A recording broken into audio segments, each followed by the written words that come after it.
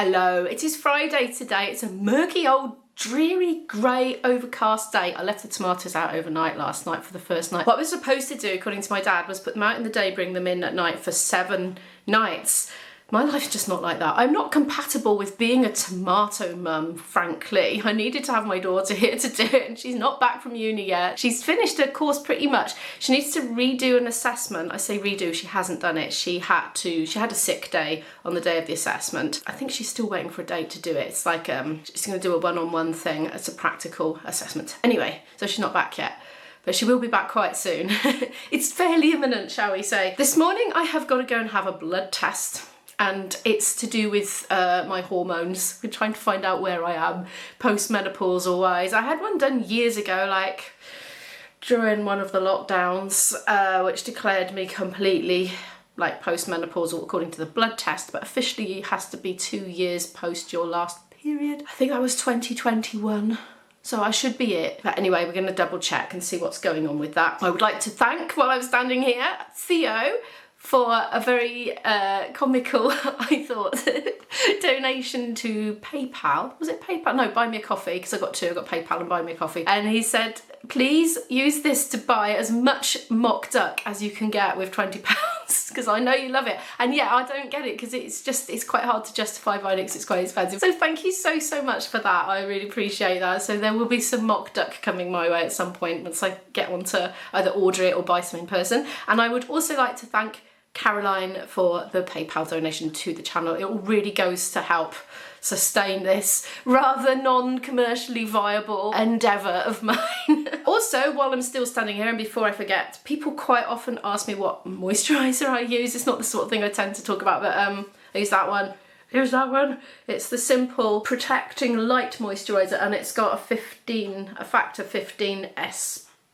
I always get acronyms around the wrong way. SPF 15, yes, that one. That's my daily one, and I just use it after I've washed my face in the morning. Very occasionally I will use that factor 50, but we're talking like seriously gonna get a lot of sun exposure. Normally I don't wear sunblock, but I keep a tally in my mind of how much exposure I've had, and if I've gone over what I think I should have gone over for the time of day and the sun intensity, I'll just keep in the shade or cover up generally. So it's very rare that I use sunblock. I only use sunblock if for whatever reason I've got no control over that, like for whatever reason I've got to be out in full sun. So yeah, I don't use a lot, but when I do, I use that one, the Nivea Sun UV Face, which is factor 50, because it's not sticky and it doesn't make your face go white. I don't put it everywhere, I just put it on my face. The thing is, when you vlog and you put sunblock on, some of them are really pasty looking, and they stay pasty looking for ages. I've got a gig tonight, got a gig tomorrow, got a gig the next day. So I've got a little bit of a time lag between filming and uploading at the moment, and there's 2 reasons for that. One is that I'd rather film on the more interesting days when I'm not just at home trying to trog through all my regular things, and so these are 3 more interesting days, and also because a late booking came in for the middle of next week, so I need to be ahead by a day so that I can spend that evening doing a gig and not editing, basically. Otherwise I would miss an upload because of the gig, because I would lose my editing time, so that's why. Yeah, right, I've rambled on again. Oh my gosh, I keep doing this. Right, one more thing, right? I'm not sure if I should have fasted. I haven't had any instructions to fast for this blood test. What time is it? Oh, I better go in a minute. So I haven't. Well, I forgot, kind of. I don't know. She mentioned something in the appointment about, oh, we might as well do you for diabetes at the same time while we're having your blood. And that was as much as was mentioned, and it was kind of almost in passing. I haven't had any official requests to fast. She didn't ask me to fast, and quite often, like when I get my vlog up, my shopping vlog for Friday, it's getting on for midnight, and I kind of think, oh, right, you know what, I'm gonna have 1 beer, watch some videos, and then go to bed.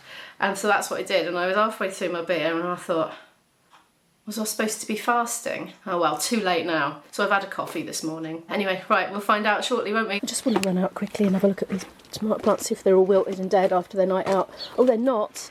They seem to be alright. The thing is, they've been in, out, shaking all about, because I just haven't been here, you know. So they haven't been out every day. They've been in every night until now. So I don't know if they've had enough exposure. But anyway, they seem to be doing alright, don't they? I've had to put some extra little ties on some of them. Unfortunately, I haven't repotted all of them, and I've got 2 upstairs in the bathroom that are just really getting fed up with me now. But we got little flowers. I'm back. My bottom touched the seat in the waiting room. I thought, well, I'll just do some Duolingo. My name was called straight in, and I went in and I confessed about having eaten and drunk And she said, oh no, it's fine for this one, so it's all right. Attempt number 1 didn't work. Attempt number 2 did work. Ding, ding, ding, success. It involved a very a very tight tourniquet, and I was like, oh, oh, oh. She said, you're very brave after it was all finished. I said, oh, I know, I had a filling last week as well. I was only joking though. I think if you're not scared of it in the first place, it doesn't make you brave to have it. I think if you're scared of something and you feel the fear and you push yourself to do it, then you're brave. And that could be anything from going to the shops if that's something that makes you feel anxious, or any other thing. You know, people are anxious about all sorts of things. So that's when I think people are brave. I don't think it's like the scale of the thing undertaken. If you're not scared of jumping out of a plane and you do it, then you're not brave. That's my thoughts on that for the day. Anyway, I can't imagine anybody's not scared of jumping out of an aeroplane. So that's probably a really rubbish example, but you get the gist. I'm gonna have some breakfast now. Hello, I'm cooking. The time is 1 o'clock. I did 20 minutes of vocal warm-ups and then had a little 2-minute break. I did in total 1 hour and 3/4 of technical exercises on the flute, because since learning these extra complicated pieces that are more, I don't know, in depth and more complex than what I normally play professionally, I've been able to identify some very specific areas of, well, for improvement on my flute. So I'm able to target them with very specific technical exercises that are designed specifically to target those areas. So I'm having every faith that if I do that every day for a few weeks, I will be able to play these pieces more easily. Mushrooms! Went shopping yesterday, didn't I? Yesterday evening. Still chipping away at those pieces, but I'm struggling to be able to do it consistently every day. Like yesterday, I just didn't get a chance. I had a good day the day before, but yesterday I just didn't have time to do some of the technical exercises. I still feel I've made potential progress. I'm not concentrating on my mushroom chopping now. I did them too small. I want big chunky bits today, just in the mood for it. Oh, look at this. This is ridiculous. I'm stretching over the camera with both arms. Vlogging fail. In case you've only been watching my channel for the last few weeks or so, you might not know that I am intending to apply to do an MA at university as a mature student. Very mature, because I'm 49. Yeah, basically I trained to do flute playing at a, well, hopefully quite a high level, and then ended up just doing a full-time office job straight out of uni. As you do, you just fall into the first job, don't you? And managed to wriggle free of that after a couple of years, and went and worked as a musician in Portugal, then came back again after the work dried up there, and always did a part-time job and gigs, so I had a balance of the two. And then when my daughter came along and I found myself as a single parent, and she had chronic health problems, she started in school, she was in and out, okey cokey, you know, in out, shake it all about, a bit like my tomato plants earlier, and it just wasn't working out, so I ended up home educating for 9 years. So I effectively was a full-time carer, so my whole, you know, this career kind of thing kind of went on the back burner a lot, and I've sort of existed by doing ceilidhs and weddings and pub gigs and things instead of sort of concerts and theatres and touring. But it's been good, you know, it's been a good skill to have and to be able to fall back on and earn money doing. Just stirring the food a minute. I'm multitasking, so I'm just too busy to do stopping to talk, you know. And then the pandemic came along, just as, you know, she was off to college and I could have, I don't know, done stuff, but we were all stuck at home, so I worked on the YouTube channel. And now here I am, 49, thinking, right, what's next?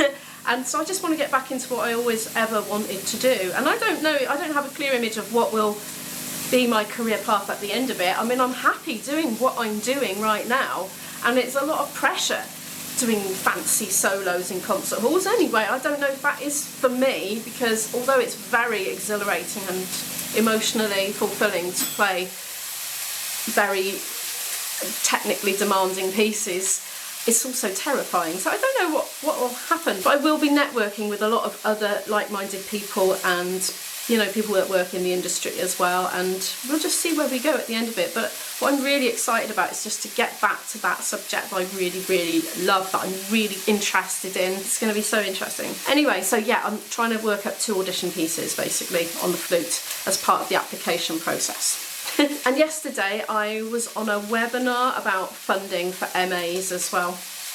There we are. If you want to do an MA and you want to have a student loan to cover your tuition fees and living costs, it's not a huge amount. You end up with about £8 grand a year to live on for your sort of living costs, which you don't have to take. You don't have to take all of your loans. So if you're like me and you've already got an income, you don't have to take that full amount unless you want to. You start paying it back after your course if your income is over 21,000 a year. This is for Wales, no idea what it's like for the English, but if your income is over 21 grand a year, that's the threshold for when you have to start repaying. If it dips below that, you stop, the payments are suspended. And it lasts for 30 years. I've microwaved a potato. I'm going to chop it up and chuck it in there, and then add some spinach, and then fry an egg when that's all done. Oh, and while I think of it, another thing about the funding, all this stuff I'm saying about funding and fees and everything, it's all to do with Wales. I don't know anything about England. That repayment threshold of 21,000 is lower than an undergraduate degree, like just a normal degree. It's a higher threshold for the first degree, just so you know. There's also a master's scholarship that I can apply for. Apply for a scholarship. Well, I might as well. What have I got to lose other than the time it takes to submit the application? Oh, you're a bit on the wonk there. Sorry, people. I'll straighten you up a bit. Yes, apparently you are eligible to apply for a master's scholarship if you've got a 2-1 or a first in your undergraduate degree. Well, I got a 2-1, so okay, that enables me. So I don't know, got nothing to lose. It's up to £3,000 for the whole course, but you don't have it in addition to your loan, you have it instead of a portion of it. So that's £3,000 less to pay back should you reach the threshold to have to pay it back. And I don't know if that applies to other subjects. If you are interested, just do your own research on your own area and your own subject. That's my advice. Just frying that egg now. I deliberately did too much, so I've got a side veg accompaniment to take with me later to my gig. So I can eat that between the sound check and the gig with my weird pizza thing I got yesterday reduced. Nice runny egg. I have broken the yolk when I flipped it, always do, but it's relatively intact. I'm happy enough with it. Lunch break over. I'm making myself a cup of tea. I need to work on tonight's set. I've been gathering up the various bits and bobs that I'm going to need to practice now. Between now and having my bath. I've got some singing parts, I've got some whistle parts, that's like a tin whistle except it's made of wood, and I've got some tenor recorder parts, well, one tenor recorder part all the way through the Urban Spaceman, the Bonzo Dog Doodah Band's one hit that they had, and some flute of course. I spent 3/4 of an hour only practising the tricky bits. I've not played through most of it, but just the little bits that I need to remind myself and be sure how they go, ready for tonight's performance. That's it now, no more practising for me. Just not going to play at all now till I get to the gig itself. I do want to have a nice relaxing bath, wash my hair, get changed, pack my bag, and probably do some puzzle with a cup of tea for a bit so I can be nice and rested before I go out. Post-bath clothes on bed laid out. Bath is run and I'm about to get in it. 4:25 now. I've been having a lovely time. I had a whole beaker of squash with my little ice cubey things in there, reusable ones. I'm eating cherries that I got reduced to clear yesterday in Tesco's and put me little pips in there. Been listening to Ali Abdul, one of his, just very useful videos. As somebody who works home alone and has to manage their own schedule, I find him very handy. He's a sort of, I suppose he's a productivity guru, I suppose, but I don't know, talks lots of sense, I think. I'm going out in 30 minutes. I should probably have a slightly more substantial snack. I need to pack my bag and I've got to remember a lot of little itty bitty things that will make a big difference to me if I forget them, and it'll be panic stations if I forget them, with a big audience on looking panic. So I'm just going to spend some time doing that, maybe have an extra snack, and then if there's any time left then I'll do a bit more puzzle before it's time to go. We're in. There's another group here using the building, so keeping the voice down a bit at the moment. We've got the PA in and we're going to set the blooming thing up now. We've got we've got 2 hours till the start of the gig, so we've got plenty of time. Dan is being a glamorous assistant right now.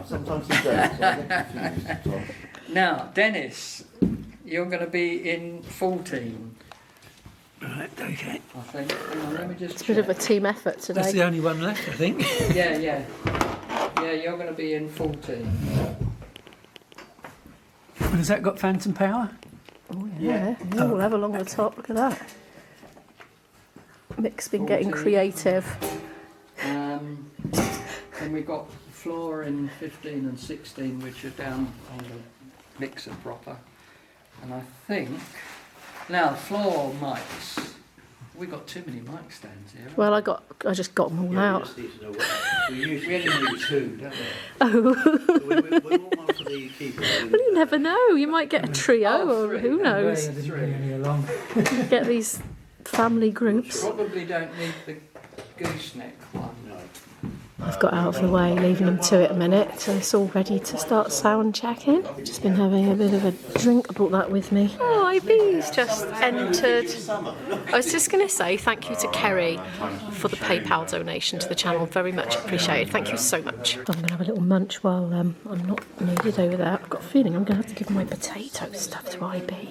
He's just said, oh, what have you got to eat? I'm like, I was only thinking of feeding myself, really. It was quite nice. I'd have it again. The audience always comes in really early for this one. We've been in here for ages. We're not starting for 3/4 of an hour. We're trying to sound check with the audience all watching. Yeah, but it's not as loud. We are sailing to Philadelphia. When you wake on the holy time, sailing to Philadelphia to draw the line. The Mason-Dixon line. The Mason-Dixon line. Whoa.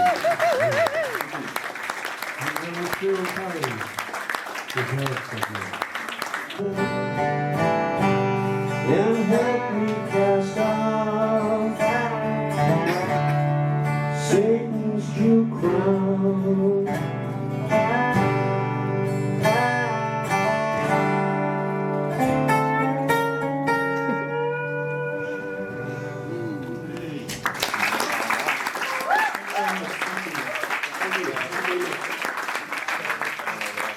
Where white horses are calling me to ride on the tide to the wide open sea, spurred by the wind and tamed by the moon, I will ride the white horses, ride the white horses, I'll ride the white horses soon. I knew you'd let me down and leave me flat. I saw it coming, but I turned my back. Feel like a nickel on the railroad track. Here comes the blue train. Blue train, blue train. Broken hearts ride free on the blue train, coming for to carry me. Outrun the blue train, outrun the blue train, blue train.